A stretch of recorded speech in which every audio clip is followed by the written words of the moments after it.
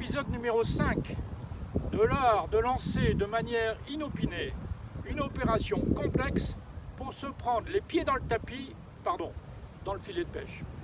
Rappelons brièvement, en ce milieu de ce mois de janvier 2004, un drame de la mer impliquant un chalutier français armé par un équipage de 5 marins survient au large de la Cornouaille. Pour l'amirauté à Brest, qui gère l'affaire au titre des fonctions de préfet maritime, tout semble nominal jusqu'au moment où Paris prend la main. La cause du naufrage pouvant être en relation indirecte avec un sous-marin nucléaire français, alors en exercice avec un partenaire européen, probablement britannique. Comme s'il fallait sauver le marin Ryan, en l'occurrence le capitaine Lourdeau, son surnom plus tard en Grande-Bretagne, ce pays avec lequel nous renforcions jour après jour notre coopération opérationnelle depuis le sommet de Saint-Malo.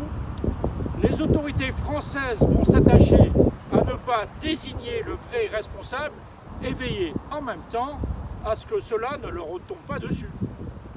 Pour ce faire, la marine va concocter un plan de diversion pour privilégier la thèse de l'abordage qui détournerait dès lors tous les regards et soupçons sur un bâtiment civil.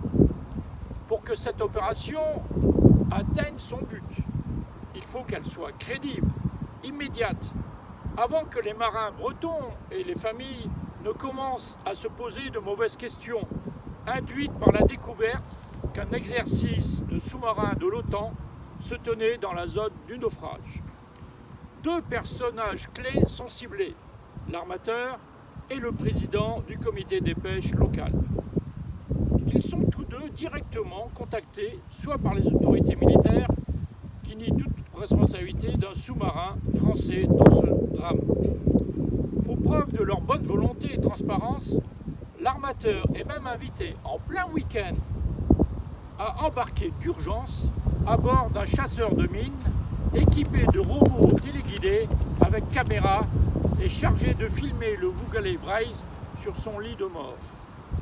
Ces images sont adroitement focalisées sur un seul côté tribord du chalutier, au prétexte qu'il y avait un risque de perdre le robot en cas d'enchevêtrement dans les funes.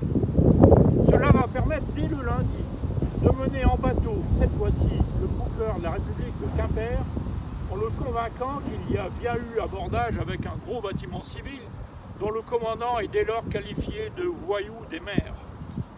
Cette chasse à l'homme va mobiliser les équipes d'enquêteurs et en même temps conforter le non-renflouement de l'épave auquel le procureur s'oppose en arguant de la nécessité de sauvegarder son budget, ce qui heurte profondément les familles des victimes.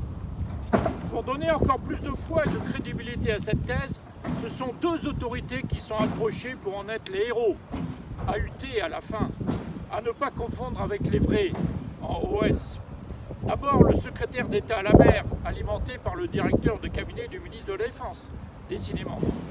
Puis le président de la République en personne, lors d'une visite à la marine en rade de Brest. Et dans la foulée, sort que la justice a été tenue dans la boucle. L'AFP dévoile le nom du suspect à lancer à la vindicte populaire, le Seattle Trader, porte-conteneur battant pavillon philippin. Une chasse à l'homme, une chasse aux coupables, est immédiatement lancée avec des moyens inhabituels, une grande première. Ça y est, le marin Ryan est sauvé et la marine avec. Eh bien non, la vie est pleine de surprises, ainsi que nous le verrons demain face au palais de justice de Nantes, où plus tard, l'affaire sera délocalisée. Merci.